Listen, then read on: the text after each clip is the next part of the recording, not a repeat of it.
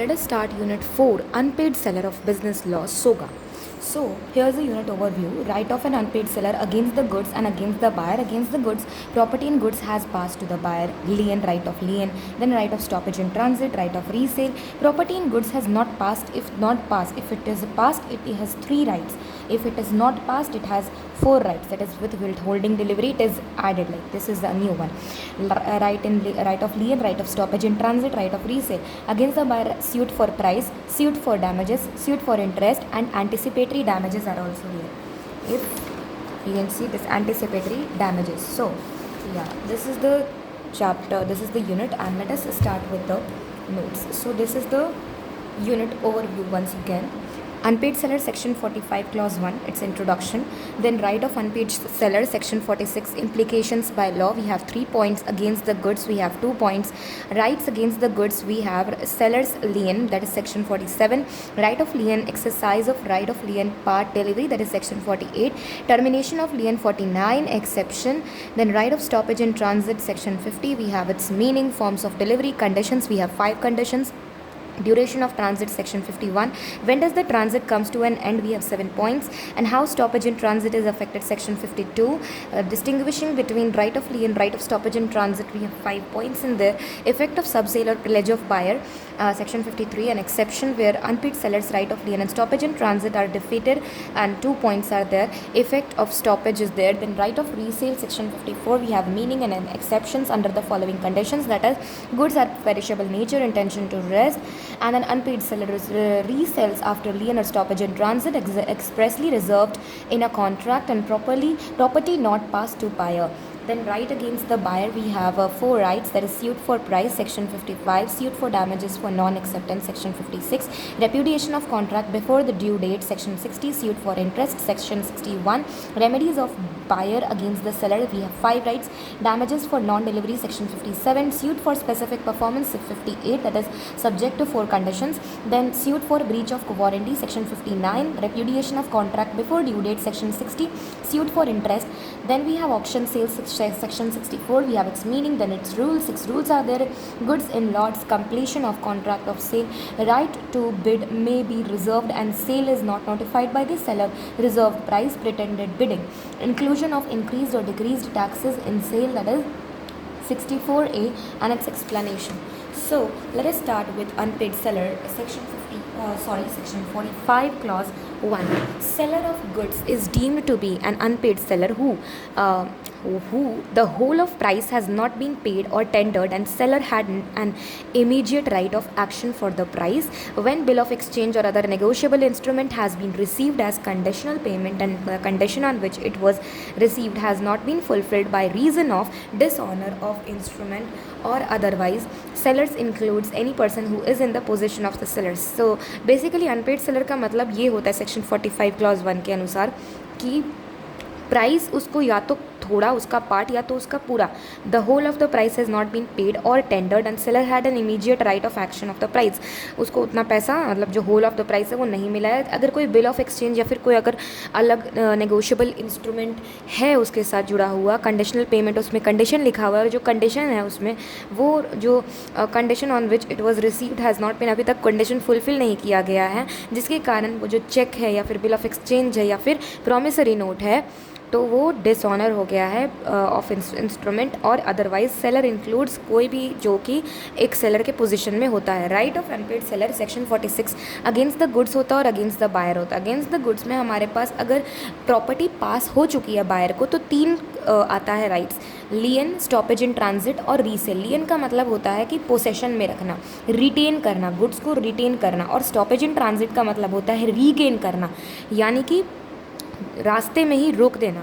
अगर buyer insolvent हो जाता है तब हम लोग ये वाला ज़्यादा जनरली करते हैं, रास्ते में रोकना. लियन का मतलब है फैक्ट्री पर सामान पड़ा है तो उसको नहीं देना. ओके, उसके बाद सेक्शन 47, 48, 49 इसी में आता है। रीसेल, राइट ऑफ रीसेल होता है। राइट ऑफ रीसेल का मतलब होता है ये दोनों के बिना इसका कोई महत्व ही नहीं है। जैसे कि देखो मतलब ये बहुत इंपॉर्टेंट है, ये दोनों भी हम लोग रीसेल के लिए ही कर रहे हैं। रीसेल यूज़लेस हो जाएगा अगर हम रीसेल नहीं करेंगे तो गुड्स यूज़लेस हो जाएगा, ठीक है। अगर प्रॉपर्टी अभी तक पास नहीं किया गया है बायर को तो हम लोग के पास 4 राइट हो जाता है। एक होता है लियन, स्टॉपेज इन ट्रांजिट और रीसेल, और एक होता है विथ होल्डिंग डिलीवरी, यानी कि अपने पास डिलीवरी को रख लेना। अगेंस्ट द बायर हमारे पास बेसिकली 3 लिखा हुआ है, 4 होता है। स्यूट फॉर प्राइस, प्राइस के लिए हम लोग स्यू कर सकते हैं। Suite for damages, suite for interest and anticipatory breach. Anticipatory breach हो गया, बाद में ब्रीच हो गया तो। उसके बाद होता है right of unpaid seller against the goods, sellers lien, section 47, right of lien. Unpaid seller has right of lien on goods for the price while he is in possession. No possession means no lien until the payment or tender of price of such goods. Okay, and apart from that we have over here, it is the right to retain possession. It is the right to retain possession and refusal to deliver until price due is paid or tendered. Lien can be exercised even where he is in possession as agent or bailiff for the buyer. This right can be exercised by him in the following cases only: where goods have been sold without any stipulation of credit, that is on cash sale पे दिया गया है। where goods have been sold on credit but the term of credit has expired, credit पे दे बेचा गया, credit का term expire कर गया, where the buyer जो है इंसॉल्वेंट हो गया, तभी हम लोग ये जो राइट ऑफ लियन है, सेलर्स लियन, इसको अप्लाई कर सकते हैं। सेक्शन 47 इसका स्टेटमेंट है कि once the possession is lost right of lien is lost, यानी पोसेशन होना ज़रूरी है। हम लोग इंडियन कॉन्ट्रैक्ट एक्ट 1872 में भी पढ़ चुके कि पोसेशन और प्रॉपर्टी एंड ओनरशिप में बहुत बड़ा डिफरेंस होता है। Okay, we have part delivery, section 48। Unpaid seller has made part delivery, he may exercise lien on remainder, यानी बचे कुछ सामान पर वो अपना लियन लगा सकता है। Okay, unless such part delivery has been made under such circumstances is to show an agreement to waive the lien. तब तक कब तक, जब तक वो जो पार्ट है डिलीवरी का वो किया गया है किसी सर्कमस्टांसेस के अंदर शो करने के लिए कि an agreement to waive the lien, यानी लियन को हटाने के लिए, लियन को ख़त्म करने के लिए। Termination of lien, section 49. The unpaid seller loses his right of lien under the following circumstances: when he delivers goods to a carrier or other bailiff for the purposes of transmission to the buyer without reserving the right of disposal of goods, where buyer or his agent lawfully obtains possession of goods, where seller has waived the right of lien by estoppel, that is where seller by conduct leads third parties to believe lien does not exist। यानी कि इन 4 cases में ना terminate हो जाता है right of लियन section 49 के basis पे। देखो, अनपेड सेलर अपना राइट ऑफ लियन लूज़ कर जाता है जब वो एक कैरियर या किसी दूसरे बेली को वो सामान डिलीवर कर देता है for the purpose of transmission, buyer को पहुंचाने के लिए, without reserving the right of disposal of good. Right of disposal of good वो रिजर्व नहीं करता है और वो दे देता है। तो दूसरा कंडीशन है कि अगर बायर या उसका एजेंट लॉफुली ऑब्टेन कर लेता है ना गुड, तो भी वो ख़त्म हो जाता है उसका राइट ऑफ लियन सेलर का। और जब सेलर अपना राइट ऑफ लियन खुद ही हटा दिया, अपने मुंह से बोला कि नहीं चलो हम अपना जो है राइट ऑफ लियन वो हटाते हैं, तब भी 3 केस। ओके, फोर्थ है बाय एस्टोपेल, यानी ऐसा दिखा रहा है, अपने शो कर रहा है अपने कर्तव्यों से, जहाँ की सेलर के कंडक्ट से leads third parties to believe कि लियन एग्जिस्ट ही नहीं करता। इसका एक्सेप्शन है, ये सब का एक्सेप्शन, कि unpaid seller does not lose his lien by reason that he has obtained a decree for the price of the goods. अगर कोर्ट से उसको ना डिग्री जजमेंट मिलता है ना, तो वो पोसेशन लूज़ नहीं करता है, ये कहने का मतलब है इसका। Okay, we will be coming to this note section 1 second, लेकिन यहाँ पे हम लोग देखते हैं। ओके, लेट्स जस्ट सी क्या है ये। So basically a contract comprises of reciprocal promises, यानी कि seller is under an obligation to deliver goods और buyer has the obligation to pay for it, यानी उसको पे करना है। तो अनपेड सेलर का कुछ राइट्स होता है, और ये जो अगर ब्रीच कर दे ना, ब्रीच ऑफ बायर, तो उससे अनपेड सेलर को ना कुछ राइट्स मिल जाता है। इन केस बायर फेल्स और refuses to pay, the seller has an unpaid seller, as an unpaid seller वो शैल हैव सर्टन राइट्स। क्या क्या राइट्स हैं? Section 45, the seller of goods is deemed to be an unpaid seller when the whole of the price has not been paid और tendered and the seller had an immediate right of action for the price, when a bill of exchange or other negotiable instrument has been received as conditional payment and the condition on which it was received has not been fulfilled by reason of the dishonor of the instrument or other act। okay, so उसके बाद है हमारे पास unpaid seller section 46 में against goods में हमारा contract of cell आता है, और दूसरा होता है अग्रीमेंट टू सेल। अगर कॉन्ट्रैक्ट ऑफ सेल है यानी कि अगर गुड्स ट्रांसफ़र कर दिया गया है बाय लॉ तो 3 आता है, right of लियन, right of stoppage in transit and resale. When property या ओनरशिप अगर ट्रांसफ़र किया जा सका है, अगर प्रॉपर्टी ओनरशिप ट्रांसफ़र नहीं किया जा सकता है तो ये सब तो रहता ही है, प्लस उसके पास विथ होल्डिंग डिलीवरी भी रहता है जिसे हम लोग क्वाजी लियन कहते हैं। ओके, उसके बाद यहाँ पर है lien on goods as right of unpaid seller. यहाँ पे सेलर्स लियन है section 47, right of lien retain possession until payment possessory lien भी कहते हैं। ओके, तो इसमें रिटेन करने का बात होता है, whereas stoppage and transit में रीगेन करने का पॉइंट होता है। तो right of lien retain possession until payment, promissory lien में एक्टिव पोसेसरी लियन है, प्रोमिसरी नहीं, पोसेसरी लियन यानी कि पोसेशन में वापस लाना, रिटेन करना, रोक लेना पोसेशन को। Active while in possession, exercise of lien, conditions for exercise cash, sales expired, credit buyers, insolvency. इसको हम लोग कब यूज़ कर सकते हैं सेलर्स लियन को? सबसे पहला बात ये तो रिटेन करने के लिए, पोसेशन रिटेन करने के लिए होता है। इसको यूज़ तभी कर सकते हैं जब हमारे पास पोसेशन में सामान हो। इसको एक्सरसाइज कब कर सकते हैं हम लोग? इसको 3 कंडीशन में एक्सरसाइज कर सकते हैं, या तो हम कैश सेल किए, या तो क्रेडिट पे किए लेकिन उसका जो टर्म है ना वो एक्सपायर कर चुका है, या फिर बायर इंसॉल्वेंट हो चुका है। तो 3 कंडीशन में हम लोग इसको यूज़ करते हैं। पार्ट डिलीवरी है section 48, part delivery, right of लियन on remaining goods, right of लियन in remaining goods यानी कि जो रिमेंडर गुड्स है ना उस पर हम लोग राइट ऑफ जो लगाते हैं लियन। ओके, तो waiver, lien waived if part delivery shows agreement. अच्छा, अगर पार्ट डिलीवरी का अग्रीमेंट हो चुका है तो वो लियन का वेव हो जाता है। सेक्शन 49 है टर्मिनेशन ऑफ लियन, लॉस ऑफ लियन यानी डिलीवरी टू कैरियर या बेली विदाउट डिस्पोजल राइट्स। आप डिलीवरी कर दे रहे हो कैरियर या बेली को without disposal of rights. Okay, उसके बाद आप क्या कर रहे हो? उसके बाद आप खुद वेव कर रहे हो। Waiver, seller waives the lien. Okay, estoppel, आप अपने कर्तव्यों से, अपने कंडक्ट से इंडिकेट कर रहे हो कि नो लियन। थर्ड पार्टी को ऐसा लग रहा है कि आप कोई लियन रख ही नहीं रहे हो। उसका एक्सेप्शन है कि लियन रिटेन्ड डिस्पाइट कोर्ट का डिग्री। अगर कोर्ट का डिग्री अगर आपको मिलता है तो वो आपका लियन आपके पास रहता है। ओके, तो यहाँ पे हमने एक्सेप्शंस पढ़ लिए हैं। उसके बाद हमारे पास आता है stoppage in transit as right of an unpaid seller. तो ये हमने पढ़ा राइट ऑफ लियन। अब हम लोग बात करते हैं right of stoppage in transit का। तो सेक्शन 50 है right of stoppage in transit. इसमें हम लोग मीनिंग देखते हैं। तो right to stop goods in transit and regain possession. तो यहाँ पे हम लोग बात कर रहे थे रिटेन पोसेशन, यहाँ पे बात कर रहे हैं रीगेन पोसेशन यानी पोसेशन को वापस लेना। तो कंडीशन क्या है? वो अनपेड सेलर होना चाहिए of course, goods in transit होना चाहिए, बिल्कुल सही बात है, बायर्स इंसॉल्वेंट होना चाहिए और पोसेशन चला जाना चाहिए। तो हम लोग बोलते हैं इसका जो नेमोनिक है ये यूएस पिट है, यूएस अनपेड सेलर। पी है हमारा पोसेशन ऑफ गुड्स होना चाहिए, आई है बायर्स इंसॉल्वेंसी और टी है हमारा गुड्स इन ट्रांजिट। तो यूएस पिट यानी कि इसका condition right of stoppage in transit 4 condition में होता है। पहला तो अनपेड सेलर होना चाहिए, गुड ट्रांजिट में होना चाहिए, बायर इंसॉल्वेंट होना चाहिए, आपका पोसेशन चले जाना चाहिए।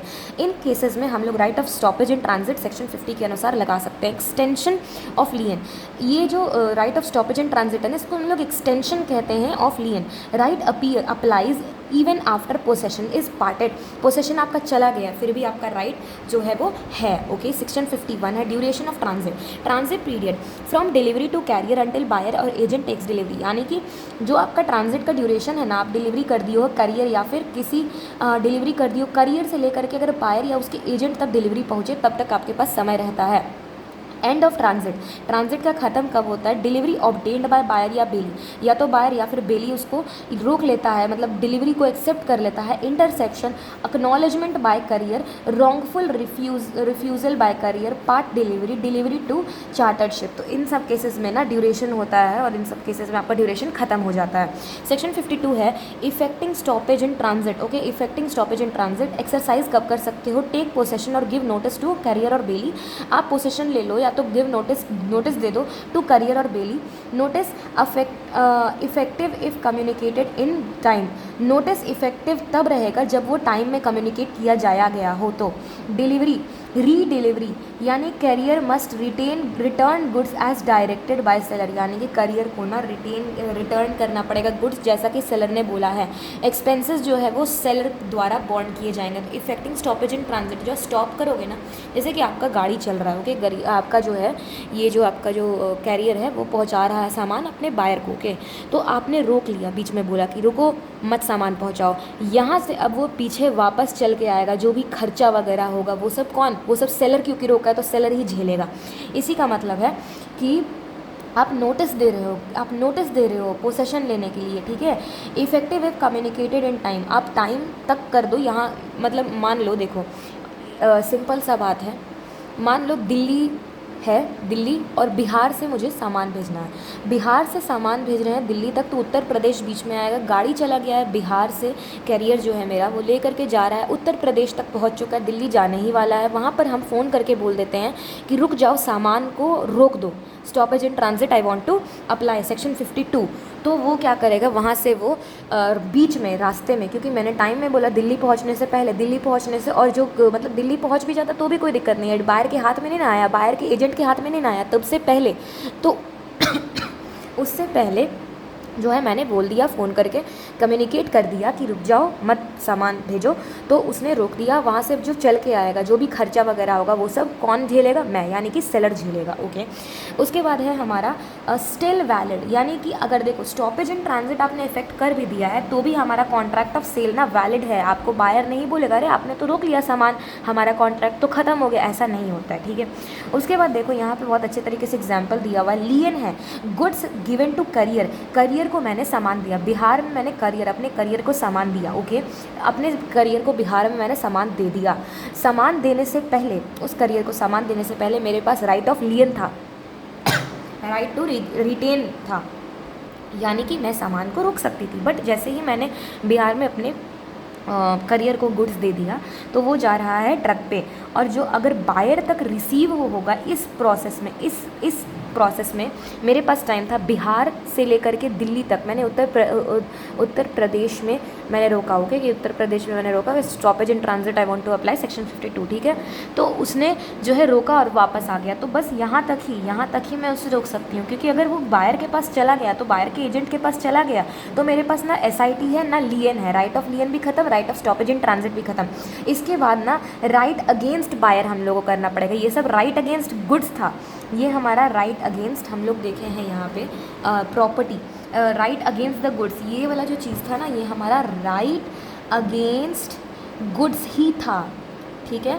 बट ये जो चीज़ हो गया ना, अब यहाँ पे हम लोग पर्सनली बायर को स्यू करेंगे, उसमें वो सब प्रॉब्लम होगा, ये वाला जो चीज़ है ना, ये सब लगाना पड़ेगा, suit for price, suit for damages and anticipatory breach and that all those thing, ठीक है। उसके बाद एक्सेप्शंस है, एक्सेप्शन है, क्या एक्सेप्शंस हैं देख लेते हैं।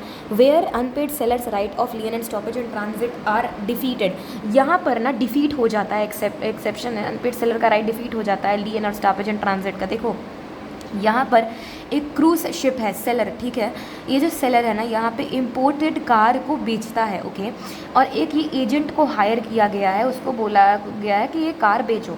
तो अब ना ये A, B और C को बेचता है और 50 लाख 50 लाख 50 लाख मिलता है, और इसको 1.5 करोड़ इसको मिल जाता है, लेकिन ये इसको सेलर को वापस नहीं देता है, इसको एजेंट को मिल गया बट इसके प्रिंसिपल को तो नहीं ना मिला, तो ये अनपेड सेलर है। ये असेंट दिया है, परमिशन दिया है to buyer for sale dispose mortgage देने का, नॉट विथ सेलर्स परमिशन। जो मॉर्गेज और प्लेज और सेल और डिस्पोज है ये ना सेलर के पोजीशन में नहीं होता, ये तो वॉइड होता है, बट फिर भी ये परमिशन दिया है तो वैलिड है, okay, this is the thing. उसके बाद यहाँ पर है कुछ, यहाँ पर है सेक्शन 53 है, इफेक्ट ऑफ सबसेल और प्लेज्ड बाय बायर, तो इसका ही एक्सेप्शन हमने देखा है, सेक्शन 53 का ही एक्सेप्शन यहाँ पर देखो, 53 का ही एक्सेप्शन हमने देखा है। तो this is based on the principle that a second buyer can not stand in a better position than his seller the first buyer. देखो इफेक्ट ऑफ सबसेल और प्लेज्ड बाय बायर, अगर बायर कोई सामान को बेच देता है, सेक्शन 53, अगर बायर कोई सामान को बेच देता है, ओके, जब तक उसको पोसेशन अभी तक मिला नहीं है, तो ये बोला गया है कि प्रिंसिपल है कि जो सेकंड बायर है ना वो एक अच्छे बायर के, इंसान के शूज़ पे वो नहीं आ सकता है जितना सेलर है, क्योंकि वो बायर खुद ही सेलर नहीं है ना जो बेच दिया। तो this is based on the principle that a second buyer can not stand in a better position than his seller the first buyer. The lien और stoppage in transit is not affected by the buyer selling और pledging the goods unless the seller has assented to it. Seller को assent देना चाहिए तभी वो वापस बेच सकता है। Right of resale, section 54, notice जब रिक्वायर्ड नहीं है, जब रिक्वायर्ड है। देखो अगर गुड्स पेरिशेबल नेचर के हो गए, जैसे कि मैंने ना आप लोग को जैसे लेट्स से कि A और B है, ओके, A और B है, A ना सेलर है, B है बायर, ओके, तो A जो बोला कि वो एप्पल्स प्रोवाइड करेगा B को, एप्पल भेजेगा, ओके, B ने लेने से लेट्स से कि B जो है ना वो B वो अनपेड सेलर बन गया, उसको पैसा नहीं मिला, ओके, तो वो क्या किया, ए जो है वो स्टॉपेज एंड ट्रांजिट किया, स्टॉपेज एंड ट्रांजिट किया, पहले लियन किया, उसके बाद स्टॉपेज एंड ट्रांजिट किया। उसके बाद जब वो देखा कि बायर अभी तक पैसा नहीं दे रहा है, तो 4 दिन बीत गया, 4 दिन बीत गया। अब सेब जो है और ज़्यादा रखा जाता, सड़ जाता, तो वो ना बेच दिया। तो इस केस में ना आप बायर को नोटिस मत दो, क्योंकि रिक्वायरमेंट नहीं है। और अगर आपका कॉन्ट्रैक्ट एक्सप्रेसली बोल रहा है कि कोई भी नोटिस का ज़रूरत नहीं है, अगर आपने ब्रीच किया तो भी कोई रिक्वायरमेंट नहीं है नोटिस का, तो नोटिस इज़ रिक्वायर्ड, तो नो नोटिस इज़ रिक्वायर्ड। इस केस में आपको कोई भी तरीका, आपको नोटिस देने का ज़रूरत नहीं है। यानी कि आप लॉस अगर होगा ना, आप देखो सामान आप रीसेल करोगे, उसमें आपको लॉस होगा। जितना आप बायर को बेचते, मान लो बायर को मैं 20,000 का बेचती, पर मैं जैसे ख़त्म स्टॉक को ख़त्म करने के लिए मैं 15,000 का बेच रही हूँ, तो 5,000 का लॉस ना मैं बायर से रिकवर कर लूँगी, नोटिस रिक्वायर्ड नहीं है तो भी। लेकिन और जो अगर प्रॉफिट हो गया ना, तो मैंने उसको नोटिस नहीं भी दिया ना, तो भी मैं प्रॉफिट भी रख लूँगी। बट अगर नोटिस रिक्वायर्ड है, नोटिस रिक्वायर्ड है तो रिक्वायर्ड किस केस में, अगर फर्नीचर वगैरह हो गया, ओके, या फिर कोई कूलर हो गया लेट्स से, या फिर कोई अलग चीज़ हो गया वैसा जिसमें रिक्वायरमेंट था नोटिस का, तो अगर नोटिस मैंने दिया तो मैं लॉस को रिकवर भी कर सकती हूँ, और जो प्रॉफिट एक्स्ट्रा हुआ वो मैं सेलर के नाते वो रख भी सकती हूँ। बट अगर मैंने जो है नोटिस नहीं दिया, तो जो नोटिस मैंने नहीं दिया, तो जो लॉसेस है ना, जो लॉस मैंने इनकर किया, वो लॉस भी मैं नहीं ले पाऊँगी। अगर कोई प्रॉफिट होगा ना, तो उसे मुझे बायर को देना भी पड़ेगा। तो दिस वॉज इट। उसके बाद हम लोग देखते हैं फिर से right of stoppage in transit, section 50 से 52 है। Means right of stoppage, stopping the goods while they are in transit, ठीक है, रास्ते में रोकना। To regain possession, regain possession, उसमें क्या था, retain possession, and to retain till the full price is paid, और तब तक रोकना जब तक प्राइस फुल नहीं मिल जाता। This is an extension of lien as it entitles to regain possession even when parted with goods. It is exercised only when the following conditions are fulfilled. यूएस पेट, ओके, उससे पहले हम लोग देख लेते हैं साइटी is extension of the right of lien as it entitles the seller to regain the possession even when the seller has parted with the possession of the goods. इसमें essential क्या होना चाहिए, US paid, the seller must be unpaid, okay, the seller must be parted with the possession of the goods, इसके बाद possession नहीं होना चाहिए, the goods are in transit, yes, and the buyer has become insolvent, and one more is there, the right of subject to provision of that, और अगर कोई और तरीका आपको बता रहा है तो वो सेक्शन 50। सेक्शन 51 है ड्यूरेशन ऑफ ट्रांजिट क्या होता है, हम लोग पढ़ चुके हैं अभी। From the time when they are delivered to carrier और other bailee for transmission to buyer until payment और हिज अंटिल बायर और his agent takes delivery of them from such carrier और such bailee. Right of stoppage in transit is lost और comes to an end in the following cases. कब कब वो खत्म हो जाता है, OBARCS में। अगर OBARCS हो गया तो हमारा राइट ऑफ लियन और right of stoppage in transit खत्म हो चुका है। तो व्हेन बायर और अदर बेली ऑब्टेन्स डिलीवरी, या तो बायर या फिर कोई दूसरा बेली डिलीवरी ले लेता है। बायर ऑब्टेन्स या फिर intercepts delivery before arrival of destination with और विदाउट कंसेंट ऑफ करियर। उसके बाद है करियर और अदर बेली एक्नॉलेजेस, यानी बता देता है बायर को और agent that he holds goods unless seller has reserved right of disposal of goods. यानी कि एक तरह का एक्नॉलेजमेंट वाला जो चीज़ है ना, एक्नॉलेजमेंट है, constructive delivery if you have read it, okay, previous classes में। अगर वो बता देता है कि मैं जो ना गुड्स ए के बिहाफ पे होल्ड कर रहा था, अब मैं आपके यानी बी के बिहाफ पे होल्ड कर रहा हूँ, तब भी आपका पोसेशन ख़त्म हो गया सेलर का, ठीक है, ओके।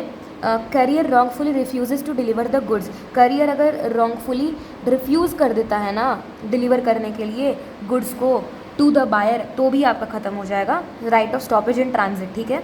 गुड्स डिलीवर किए गए हैं, carrier hired by buyer and the transit comes to end. Yes, this is तो वेरी ऑब्वियस कि अगर आपका जो गुड्स है, आप ना किसी डिलीवरी कर रहे हो ना किसी करियर, जो करियर आप, जैसे मैंने बिहार में जैसे करियर अपने करियर को दिया था, वो कैरियर जो है वो अब मेरा नहीं है, वो सपोज़ कि वो जो बायर है ना उसका कैरियर है। तो अब वो कैरियर जो है ना उसको मैं सामान दे रही हूँ, तो वो उसी समय जैसे मैंने सामान दिया उसी समय पोसेशन मेरा ख़त्म हो चुका था। उसके बाद ख़त्म हो चुका, यानी कि मेरे पास ना तो right of stoppage in transit है, मैं सिर्फ और सिर्फ right of against goods, okay, मतलब सॉरी, राइट अगेंस्ट बायर ही अगर अप्लाई करना चाहूँ तो कर सकते हैं, suit for interest, suit upon price and anticipatory breach and all these things which you have seen over here, suit for price, suit for damage, suit for interest, anticipatory breach, okay. यहाँ पे देखो goods are delivered to a ship chartered by buyer, transit comes to end. Yes, अगर कोई ship जो कि chartered यानी कि किराए जैसे लिया गया है बायर पे, बायर है उसको शिप को चार्टर किया है, तब भी मेरा ट्रांजिट खत्म हो जाता है। देखो ट्रांजिट में हमने पढ़ा 6 चीज़ में 6 नहीं 7 ओके 6 चीज़ है, 6 पॉइंट में हमारा right of stoppage in transit seller का खत्म हो जाता है। कब जब O. When buyer or other bailee obtains delivery. O. B. When buyer obtains या फिर intercepts delivery before arrival of destination with or without consent of carrier. A. Carrier or other bailee acknowledges to buyer or agent that he holds goods, यानी acknowledgement है ना, right, वो वाला constructive delivery. Okay, उसके बाद R. Carrier wrongfully refuses to deliver goods or goods are delivered to carrier E hired by buyer. Transit comes to an end, ये हो गया हमारा सी. उसके बाद एस लास्ट है हमारा कि goods are delivered to ship chartered by buyer, transit comes to an end. अब सेक्शन 52 है how stoppage in transit is affected by taking actual possession of goods और by giving notice of his claim to carrier और other bailee in whose possession the goods are possession of goods और his principal, जिसके behalf में वो goods रखा हुआ है. Stoppage in transit कैसे इफेक्ट होता है? एक्चुअल पोसेशन ऑफ गुड्स या फिर एक नोटिस दे दो टू कैरियर और other bailee in whose possession, जिसके पोसेशन में गुड्स रखे हुए हैं. नोटिस में be given either the person जो कि पोसेशन है गुड्स का या फिर उसके प्रिंसिपल को ही दे दो notice. Effectual only when principal communicates it to the servant और agent to prevent in time delivery to buyer. हम लोग ना इंडियन कॉन्ट्रैक्ट एक्ट 1872 में पढ़ के आए हैं कि एजेंट को नोटिस दिया तो ऐसा माना जाएगा कि प्रिंसिपल को नोटिस दिया. इस तरीके का भी मान्यता है. बट यहाँ पे हम लोग बोल रहे हैं ना कि इफेक्चुअल कब है ये effect of stoppage and transit. यहाँ पे हमने पढ़ा था, देख लो, स्टॉपेज एंड ट्रांजिट हमने देखो यहाँ पे पढ़ा था. ओके, राइट ऑफ लियन था ये, तो राइट ऑफ लियन था हमारे पास ये. ओके, उसका right of stoppage and transit का effect of stoppage and transit मैंने बताया कि जब आपने कम्युनिकेट कर दिया, नोटिस दे दिया कि हाँ अब जो है स्टॉपेज इन ट्रांजिट अप्लाई कर दो, अब जो है बायर अभी इंसॉल्वेंट हो गया है, तो उसका इफेक्ट क्या है वही बता रहा है कि आप एक्चुअल पोसेशन ऑफ गुड या फिर कोई नोटिस दे दो कैरियर को या फिर कोई बेली को जिसके पोसेशन में गुड्स है, या तो उसके पर्सन को जो पोसेशन में, या तो उसके प्रिंसिपल को दे दो. इफेक्चुअल कब होगा? जब प्रिंसिपल कम्युनिकेट करेगा उसके सर्वेंट से या तो एजेंट से to prevent in time of delivery. Distinguish कर रहे हैं right of lien and right of stoppage and transit. सबसे पहला तो बात है कि राइट ऑफ लियन में हमारा रिटेन करने का आता है, पोसेशन को रिटेन किया जाता है. But right of stoppage and transit में ना हमारा right of to regain the goods आता है, रास्ते में रोकना. The essence of a right of lien is to retain possession, whereas the right of stoppage in transit is right to regain possession. Seller should be in possession of goods under lien while in stoppage in transit. यानी कि देखो, सबसे पहला बात कि जो अगर वो लियन एक्सरसाइज कर रहा है, राइट ऑफ लियन एक्सरसाइज कर रहा है, तो सेलर को ना पोसेशन में रहना पड़ेगा गुड्स के. गुड्स का पोसेशन सेलर के पास होना चाहिए. लेकिन स्टॉपेज इन ट्रांजिट में ना seller should have parted with the possession, यानी कि वो पार्ट कर देना चाहिए, पोसेशन उसके पास नहीं होना चाहिए. Possession should be with the carrier, या तो कैरियर के पास होना चाहिए, या तो buyer has not acquired the possession, buyer के पास पोसेशन नहीं होना चाहिए. और ये 3 केसेस में है हमारा कि जैसे देखो राइट पोसेशन का बात हो रहा है यहाँ पे ना, तो पोसेशन में रहना चाहिए कि नहीं रहना चाहिए. ओके, यहाँ पे हो गया आर, यहाँ पे हो गया पी. पोसेशन में होना चाहिए लियन के केस में, but right of stoppage in transit में वो पार्टेड होना चाहिए पोसेशन से. पोसेशन कैरियर के पास होना चाहिए, बायर के पास पोसेशन अभी तक नहीं आना चाहिए. Okay, right of lien can be exercised even when the buyer is not insolvent.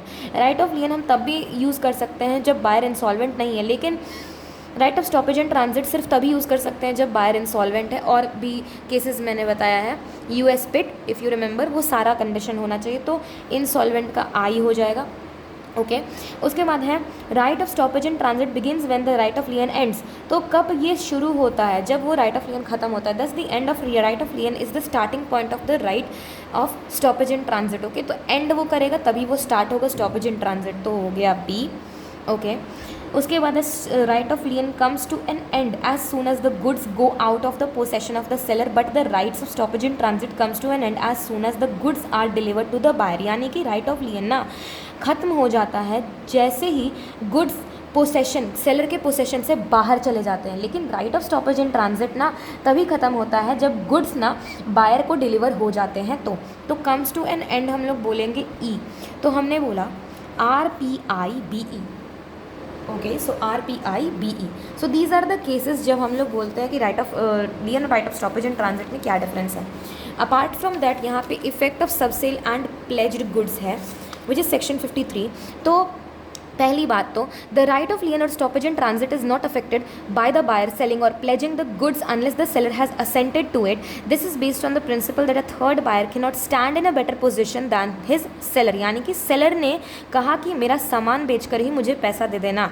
तो ठीक है, the right of stoppage is defeated if the buyer has transferred the document of title or pledge the goods to a sub buyer in good faith or consideration. Right of stoppage and transit ही खत्म हो जाता है ना. उसने बोला कि जाओ मेरा सामान आगे दे देना, उसके बाद जो पैसा आएगा मुझे दे देना. उसने बेच दिया. अब वो बेच दिया तो अब तो कुछ नहीं ना हो सकता है, वही बताना चाह रहा है. या तो सेकंड है कि sale by document of title, buyer के पास वैलिड डॉक्यूमेंट है. तो उसके बाद ये ना एक्सेप्शन है of right of लियन, right of stoppage in transit, यहाँ पे डिफीट हो जाता है. ओके, यहाँ पर हम लोग देख सकते हैं राइट ऑफ रीसेल है सेक्शन 54 में. इसके कंडीशंस है where goods are of perishable nature the seller can resale without informing the buyer of the intention of resale. Notice to buyer if the buyer fails to pay after being notified the seller can resell. The seller can recover losses if resale price is lower than the original contract price and then keep profit if the resale price is higher, but only if notice was given. Resale without notice the seller cannot claim losses, the seller cannot keep profits. ठीक है, वो ना तो losses claim कर सकता है ना profit keep कर सकता है. I have told you express right in contract, अगर पहले से लिखा हुआ है कॉन्ट्रैक्ट में, if the contract explicitly allows resale on buyer's default the seller can resale without notice, the seller can recover damages to goods title to subsequent buyer, good title to subsequent buyer. If the seller resells after exercising lien or stoppage in transit, the subsequent buyer gets good title even if the original buyer wasn't notified. यानी कि अगर seller ने बेच दिया है after exercising right of lien and right of stoppage in transit, तो जो आगे का जो बायर है ना उसको गुड टाइटल मिलता है तब भी जब ओरिजिनल बायर को नोटिफाई नहीं किया गया है, तब भी उस मतलब अगर राइट एक्सप्लिसिटली लिखा हुआ है कॉन्ट्रैक्ट में. तो क्वाजी लियन या फिर विद होल्डिंग डिलीवरी, दोनों ही एक चीज़ है, क्वाजी लियन या फिर withholding delivery. If property of goods hasn't passed to the buyer the seller can withhold delivery. Similar to lien के जैसा ही होता है, विद होल्ड रोक लेना, डिलीवरी को रोक लेना, लियन यानी भी रोक लेना, तो एक तरीके का सेम ही रहता है. This is an additional right used in case of an agreement to sell. अगर अग्रीमेंट टू सेल हुआ है ना, sale and contract and sale, agreement to sell, you know, ठीक है, अग्रीमेंट टू सेल हमेशा फ्यूचर गुड्स के लिए, uncertain goods के लिए होता है, बट कॉन्ट्रैक्ट ऑफ सेल ना हमेशा असर्टेन गुड्स के लिए होता है, स्पेसिफिक गुड्स के लिए होता है. Okay, right of unpaid seller against the buyer. देखो पीड़ा होता है अनपेड सेलर को ना, बायर अनपेड सेलर को जब पैसा नहीं मिलता तो उसको पीड़ा होता है. कैसा पीड़ा होता है? सूट फॉर प्राइस वो कर सकता है, सूट फॉर इंटरेस्ट कर सकता है, suit for damages, for non acceptance and anticipatory breach यानी कि repudiation of contract before due date. सबसे पहला सेक्शन 55 है सूट फॉर प्राइस के लिए स्यू कर सकता है बायर को. सेक्शन 61 है सूट फॉर इंटरेस्ट, और है section 56 suit for damages for non acceptance. Section 60 है एंटिसिपेटरी ब्रीच यानी कि repudiation of contract before due date. देखो सबसे पहली बात कि हम लोग इससे पहले जो भी पढ़ रहे थे वो राइट अगेंस्ट गुड्स था. ये वाला केस देखो, यहाँ पर देखो, ये था right of unpaid seller against the goods. But अब हम लोग जो पढ़ रहे हैं वो है right of goods, right of this unpaid seller against the buyer. तो ये सब अगेंस्ट द बायर है, यानी कि हम लोग का ना राइट ऑफ लियन भी खत्म हो गया क्योंकि हम लोग ना पोसेशन रिटेन कर सके.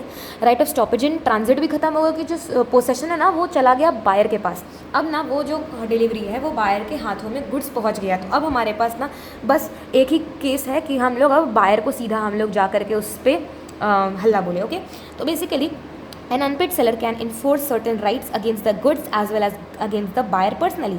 Rights of unpaid seller against the buyer known as seller's remedies for breach of contract of sale. अगर breach हुआ ना contract of sale का तो remedies है called rights in personam. हाँ, इसको हम लोग right in personam कहते हैं. हम लोग दो चीज़ बोलते हैं ना, right in rem and right in personam. right in personam यानी कि right against a specific person, but when we talk about right in rem it is right against the whole world. ठीक है, तो ये राइट इन पर्सोनेम होता है क्योंकि seller unpaid seller के पास तो वो राइट सिर्फ और सिर्फ वो बायर के खिलाफ ही है ना. And are in addition to his right against the goods, तो वो एडिशन में रहता है उसके गुड्स के खिलाफ जो उसके पास जो राइट है वो. यहाँ पे देखो remedies of buyer against the seller, buyer के पास भी ना रहता है रेमेडीज़ सेलर के खिलाफ. क्या क्या रहता है? अगर सेलर कमिट करता है एक ब्रीच ऑफ कॉन्ट्रैक्ट, यानी कि उसने बोला था कि 2 तारीख को पहुँचाएगा, 2 तारीख को वो नहीं पहुँचाया, then breach of contract by seller when he fails to deliver the goods at time और इन मैनर प्रिस्क्राइब्ड, जिस तरीके से बोला गया उस तरीके से वो नहीं पहुँचाया, रेप्यूडिएट कर दिया कॉन्ट्रैक्ट, ख़त्म कर दिया. Delivery of non delivery of non conforming goods and buyer rejects and revokes acceptance. जो मंगाया उसने मंगाया था एक स्पायरल नोटबुक और जो सेलर है उसने भेज दिया उसे एक मोटा विदाउट स्पायरल का नोटबुक, तो वो चीज़ हो गया, ठीक है। तो delivery of non conforming goods, the buyer gets the following rights against the goods against the seller. देखो बायर है उसको भी पीड़ा होता है, बट वो बायर है बी से स्टार्ट हो रहा है तो पीड़ा बी है। तो सेक्शन 57 है damages for non delivery of by the seller, damages for non delivery by seller. 58 है suit for specific performance applies to specific goods. अगर स्पेसिफिक गुड्स का सेल हुआ है ना तो स्पेसिफिकली एक स्पेसिफिक परफॉर्मेंस के लिए सूट किया जाएगा। सेक्शन 59 है ब्रीच ऑफ वारंटी, बायर के पास क्या रेमेडी है, बायर का रेमेडी, ओके, बायर का रेमेडी है ब्रीच ऑफ वारंटी। अगर वारंटी का ब्रीच हुआ है, you know condition and warranty, condition and warranty I have told you in section unit 2 में हमने पढ़ा है शायद, ओके। सेक्शन 60 है हमारा repudiation of contract before due date. अगर आप रेप्यूडिएट कर दिए हो, सेलर ने रेप्यूडिएट कर दिया है कॉन्ट्रैक्ट बिफोर ड्यू डेट, तो उसका डैमेजेस एंटिसिपेटरी ब्रीच हो गया, तो उसका डैमेजेस आप पे करो। उसके बाद है सूट फॉर इंटरेस्ट यानी कि एडवांस, तो right to recover interest on special damages. अब आता है हमारे पास ऑक्शन सेल, सेक्शन 64 में आगे में पढ़ेंगे हम लोग। तो where goods are sold in lots, अगर लॉट्स में हम लोग सोल्ड कर रहे हैं ना तो each lot is prima facie deemed to be the subject of a separate contract of sale. अगर लॉट्स में बेच रहे हैं तो हर एक each lot is prima facie पहले समझा जाएगा, देखा जाएगा, डीम किया जाएगा to be subject of a separate contract of sale. Completion of the contract of sale, contract of sale का कंप्लीट कब होगा, the sale is complete when the auctioneer announces its completion by fall of hammer और any other customary manner until such announcement any bidder may retract this bid. देखो completion कब होता है auction cell का, जब वो कंप्लीट होगा, जब जो ऑक्शनियर है ना वो अनाउंस कर देगा उसका कंप्लीशन इम्प्लाइड तरीके से, बाय हिज कंडक्ट वो ऐसा दिखाएगा, वो हैमर मारेगा, 3 बार हैमर मारता है। जैसे कि मान लो एक लास्ट बिडिंग आया 10 लाख का, तो 10 लाख 1, 10 लाख 2, 10 लाख 3, यहाँ पे जो 10 लाख का जो बिडिंग था वो मैंने एक्सेप्ट कर लिया और वो जो 10 लाख का जो मैंने दिया उसको मैं बेचूंगी उसको, ठीक है। और कोई भी तरीके का कस्टमरी मैनर या फिर until such announcement any bidder may retract this bid. Right to bid may be preserved, हाँ राइट टू बिड ना प्रिजर्व भी किया जा सकता है। Right to bid may be expressly reserved by और on behalf of the seller, notification notify करना ज़रूरी होता है। if reserved the seller or any one person on their behalf may bid at auction where the sale is not notified by the seller। अगर cell ना notify नहीं किया गया the seller, if the sale is not notified to include a right to bid on behalf of the seller, if the sale is not notified to include a right to bid on behalf of the seller cannot bid themselves, the seller cannot employ anyone to bid on their behalf। देखो अगर cell notify नहीं किया गया है, if the sale is not notified to include a right to bid on behalf of the seller, seller के behalf में अगर bid करने का जो नोटिफिकेशन है वो नहीं है जारी, तो द सेलर के नॉट बिड देमसेल्व्स, वो सेलर खुद ब खुद नहीं बिड कर सकता है। सेलर के not employ anyone to bid on their behalf, वो किसी और इंसान को इन्वॉल्व भी नहीं करा सकता अगर वो नोटिफाई नहीं किया है तो वो ना ओनर होता है, क्योंकि the auctioneer can not knowingly accept bid from the seller और देयर रिप्रेजेंटेटिव। अगर ऑक्शनियर को पता है कि ये जो बंदा है ये सेलर का ही है आदमी, सेलर का ही एजेंट है, सेलर का ही वो है, ओके, एम्प्लॉयर है, ओके, तो उसको अगर वो बिडिंग दिया है तो उसका वो एक्सेप्ट नहीं कर सकता, ऐसा कुछ नहीं है। Any sale violating this rule may be treated as fraudulent by the buyer, ये फ्रॉडुलेंट समझा जाएगा। रिजर्व प्राइस क्या होता है, the sale may be notified as being subject to as a reserve और अपसेट प्राइस, यानी कि एक प्राइस रहता है, जैसे 5 लाख है, 5 लाख से ऊपर ही बिडिंग लगाना है आपको, तो वो हो चाहे reserve price.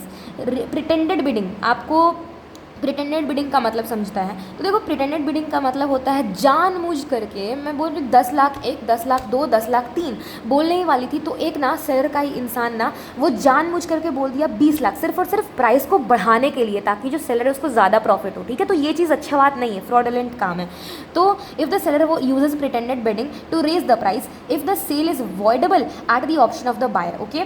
Then 64 clause A है हमारा इंक्लूजन ऑफ इंक्रीज और decrease taxes in contract of sale. हमारा अगर इंक्रीज या डिक्रीज किया गया है taxes in contract of sale तो क्या होगा, when a contract is made and taxes change यानी रिविजन होता है बिफोर इट्स फुलफिल्ड और performed, the price can be adjusted based on the new tax rates. Types of taxes होता है custom duties, excise duties and sales tax.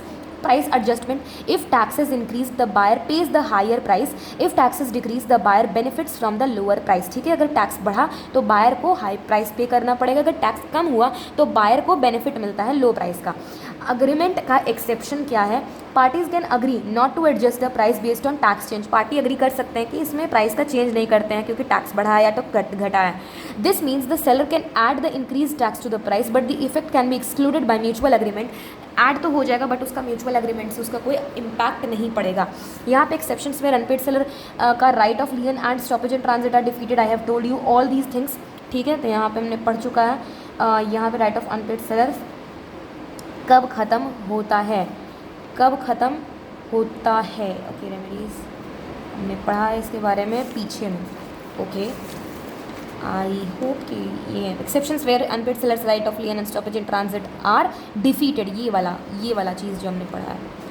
तो एक बार और देख लेते हैं। देखो, तो when seller has assented to sale mortgage और other disposition of goods made by buyer, when document of title has been transferred to buyer and buyer transfers it to a person who has bought goods in good faith and for value, then the provision stipulates as follows: if the last transfer in by way of sale, right of lien or stoppage in transit is defeated, or if the last transfer is by way of pledge, unpaid seller's right of lien or stoppage only be exercised subject to the right of pledgee। okay, pledgee के subject of right पे ही।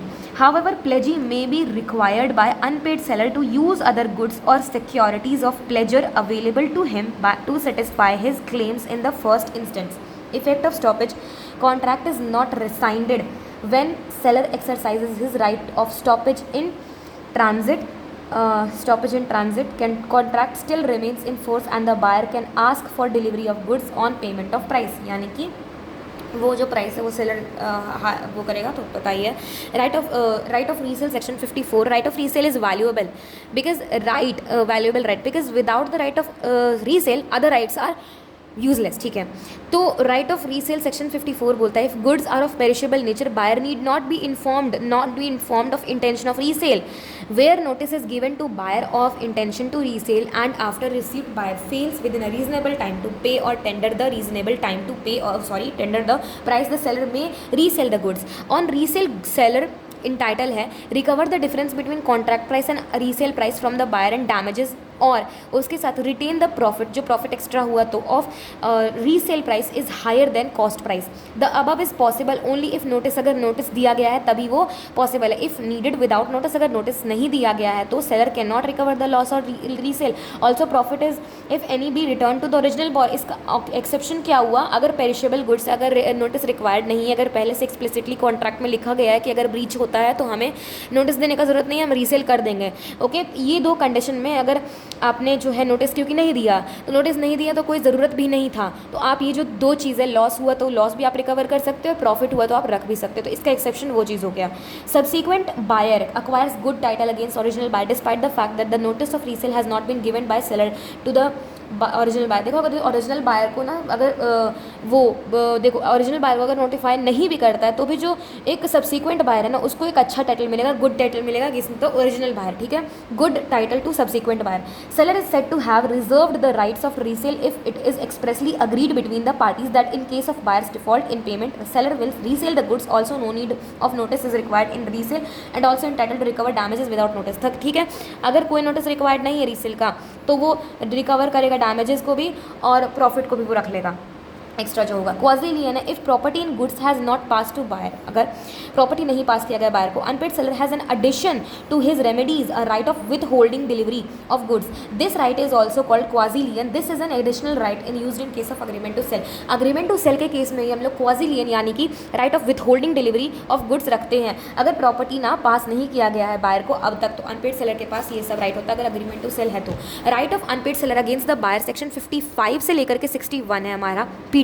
Okay, the right of seller against the buyer personally are called rights in personam, right in personam, and are in addition to this right against the goods, the right against the buyer are as follows: suit for price, suit for damages for non-acceptance, repudiation of contract before due date, and suit for interest. suit for price section 55 clause 1. In case of sale, if property has passed to buyer, he wrongfully neglects or refuses to pay according to the terms of contract, seller may sue him for price of the goods. यानी कि section 55 के अनुसार suit for price अगर cell हुआ है तो 55 clause 1, अगर property पास किया जा चुका है बायर को और वो रॉन्गफुली नेग्लेक्ट करता है तो रिफ्यूज़ करता है पे करने से according to the terms of contract, तो सेलर उसको स्यू कर सकता है फॉर द प्राइस, जो प्राइस है गुड्स का उसके लिए वो स्यू कर सकता है. 55 clause 2. In case of agreement to sell, तो if property has not passed to the buyer but where price is payable on certain day irrespective of delivery and buyer wrongfully neglects or refuses to pay, seller उसको sue कर सकता है तब भी जब भी कभी जब गुड्स उसके पास अप्रोप्रिएट नहीं हुए हैं तब भी. Suit for damages for non acceptance 56. अगर बायर नहीं एक्सेप्ट करता है गुड्स को तो उसके कारण जो डैमेजेस हुए हैं वो भी उसके लिए स्यू कर सकता है. वेयर बायर रॉन्गफुली नेग्लेक्ट्स और refuses to accept and pay, seller may sue him for damages for non acceptance. अब आता है सेक्शन 60 जिसमें repudiation of contract before due date, जिसे हम लोग कहते हैं एंटिसिपेटरी ब्रीच. तो एंटिसिपेटरी ब्रीच यानी कि repudiation of contract before due date, अगर आप कॉन्ट्रैक्ट को रेप्यूडिएट करते हो ड्यू डेट से पहले तो सेक्शन 60 है where buyer repudiates the contract before date of delivery, seller may treat the contract as rescinded and sue for damages for breach, anticipatory breach. तो देखो repudiation of contract before due date section 60 में जब buyer repudiate करता है contract को date of delivery से पहले तो सेलर उसको ट्रीट कर सकता है एज कॉन्ट्रैक्ट रिसाइंडेड, उसके लिए डैमेज के लिए स्यू कर सकता है और ब्रीच कर सकता है. एंटिसिपेटरी ब्रीच से ये कहते हैं section 60. Suit for interest. Okay, this is the topic suit for interest section 61. If specific agreement between parties as to interest on price of goods from the date on which the payment becomes due, seller may recover interest from buyer. If no specific agreement, seller may charge it when it becomes due from such day as he may notify to the buyer. Okay. If absence of contract to contrary, court may award it in a suit at such rate at it thinks fit, यानी कि reasonable rate पर from the date of tender of goods or from the date on which price was payable. जिस समय से price पे किया जा रहा था उस समय से जो हो रहा था उसका इंटरेस्ट दिया जाएगा. अगर वो पहले से फिक्स्ड है तो इट्स ओके, अगर नहीं है तो आपको एक रीजनेबल इंटरेस्ट रेट देना पड़ेगा. Remedies of buyer against the seller. Breach by अगर सेलर हो जाता है तो if seller commits a breach of contract buyer gets the following rights against the seller. वो उसको भी पीड़ा होता है लेकिन वो बायर है तो उसको बी वाला पीड़ा होता है. तो damages for non delivery, suit for specific performance, suit for breach of warranty and repudiation of contract before due date and that is anticipatory breach. Okay, suit for interest. Okay, उसके बाद आता है हमारे पास यही टॉपिक सेक्शन 57 है damages for non delivery. Where seller wrongfully neglects or refuses to deliver the goods to buyer may sue the seller for damages for non-delivery. Suit for specific performance section 58. Buyer can appeal the court to for specific performance. Court can order this only when goods are ascertained. अगर goods ascertained है तो और specific है तो this remedy subject to the following circumstances. के conditions क्या क्या हैं? Contract must be for sale of specific and ascertain goods के लिए होना चाहिए. Power of court to order is subject to the provision specific relief act section 1963. Provision of specific relief act 1963 के अंदर होना चाहिए. It empowers court to order it where damages could not be adequate remedy. अगर damages adequate remedy नहीं है तभी empower करता है कोर्ट को ये डैमेज के लिए. It will be granted as remedy if goods are of special nature. अगर कोई स्पेशल नेचर का गुड है या फिर कोई यूनिक गुड है तो के लिए तो ये होता है suit for specific performance. Okay, section 58. अब आता है section 59 which is suit for breach of warranty. Where there is a breach of warranty. हमने क्या पढ़ा था स्टिपुलेशन सेक्शन 11 में. स्टिपुलेशन में क्या पढ़ा था? Stipulation collateral to the essential collateral to the warranty is a stipulation collateral to the main purpose of the contract. ठीक है, इस तरीके का हम लोग कुछ पढ़े थे. I don't remember exactly. तो where there is a breach of warranty. अगर ब्रीच ऑफ वारंटी है buyer elects to treat breach of condition as breach of warranty. अगर ब्रीच ऑफ कंडीशन को वो ब्रीच ऑफ वारंटी की तरह treat करना चाहता है, हमने वो सारा कंडीशंस पढ़ा है इफ यू रिमेंबर. तो buyer is not entitled to reject the goods but he may set up against the seller and the breach of warranty is diminution और एक्सटिंक्शन ऑफ प्राइस और sue the seller for damages for breach of warranty. तो buyer entitled तो नहीं है कि reject कर दे goods को, लेकिन वो सेटअप कर सकता है against the seller the breach of warranty in diminution और एक्सटिंक्शन ऑफ प्राइस और स्यू कर सकता है सेलर को for damages of breach of warranty. ठीक है, एंटिसिपेटरी ब्रीच या फिर repudiation of contract before due date. Anticipatory breach है 60 सेक्शन 60 है. Where either party of sale repudiates the contract before date of delivery. Other may either treat the other may either treat the contract as subsisting and wait, उसको wait कर सकते। देखो anticipatory breach में हमने दो चीज़ पढ़ा था, या तो वो उसी समय उसको तोड़ सकता है, उसके कॉन्ट्रैक्ट को रेप्यूडिएट कर सकता है, या फिर वो रुक सकता है। रुकेगा तो उसके पास तीन चीज़ होगा, अगर वो हो जाएगा तो सही बात है, वैलिड हो जाएगा, अगर वो नहीं होगा तो वही सेम चीज़ एक्चुअल ब्रीच हो जाएगा, अगर कोई सुपरवेनिंग इम्पॉसिबिलिटी हो जाता है तो वॉइड हो जाता है वो, ठीक है। तो हमने क्या बोला, where either party of sale repudiates the contract before due date of delivery, other may either treat the contract as subsisting, चलते देने दो और वेट करो डेट ऑफ डिलीवरी तक, और he may treat contract as rescinded, उसको rescinded मान लो और sue for damages for the breach के लिए स्यू कर दो, sued for interest advance. Nothing in this act shall affect the right of seller or buyer to recover interest or special damages whereby law it may be recoverable, or to recover the money paid where consideration for payment has failed in the absence of a contract to contrary. Court may award interest at such rate as it thinks fit from the date on which payment was made. तो उस तरीके का interest आपको मिलेगा, अगर वो fix है तो then it's fine, but if it's not fix then reasonable, okay reasonable. Auction sale है section 64, customary in nature, okay. तो it is made it is a made of selling property by inviting bids publicly, and property is sold to highest bidder. An auctioneer is an agent of seller governed by the law of agency. He may sell his own property as principal and need not disclose this fact that he is so selling. Legal rules of auction sale to regulate this sale by auction, where goods are sold in lots, each lot is prima facie deemed to be subject of a separate contract of sale, okay, each lot is prima facie deemed to be a subject of a separate contract of sale. Completion of contract of sale, sale is complete when auctioneer announces its completion by fall of hammer or in any other customary manner. Until such announcement any bidder may retract from his bid. Right to bid may be reserved, it may be reserved expressly by or on behalf of seller, and where it is done so, seller or any one person on his behalf may bid at the auction, okay.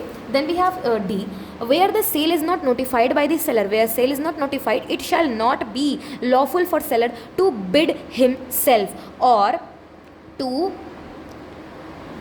employ any person to bid, or for auctioneer knowingly to take any bid from the seller or any of such person or and sale. Contravening this rule may be treated as fraudulent by buyer. Reserved price है, the sale may be notified to subject to a reserve और upset price, यानी वही जो मैंने बोला, एक price set हो जाता है उसके ऊपर ही बिडिंग आपको करना है. Pretended bidding, यानी seller uses pretended bidding to raise the price. Sale is voidable at the option of the buyer, okay. उसके बाद है inclusion of increased or decreased taxes in contract of sale, section 64 clause A, whereafter a contract has been made but before performance tax revision takes place, that is taxes being imposed, increased, decreased or remitted, parties would become entitled to read the price of goods accordingly. Following taxes are applied on the sale or purchase of goods: any duty or customs and or exercise on goods, any tax on the sale or purchase of goods, buyer would have to pay increased tax where tax increases and may derive benefit of reduction if taxes are curtailed. The effect of provision can however is excluded by an agreement to the contrary. So this was it. उसके बाद हमने remedies वगैरह पढ़ लिए और मैंने एक mnemonic बनाया था बीच में जो कि डिस्टिंग्विशिंग था right of lien and right of stoppage and transit, that is RPIBF. I wrote it again, RPIBF. So these were the distinguishing factors between right of lien and right of stoppage and transit. पाँच हमने देखा and this was it an auction sale. और यहाँ पे inclusion of increased or decreased taxes and contract of sale यहाँ पे ख़त्म होता है, but we will be reading the book soon.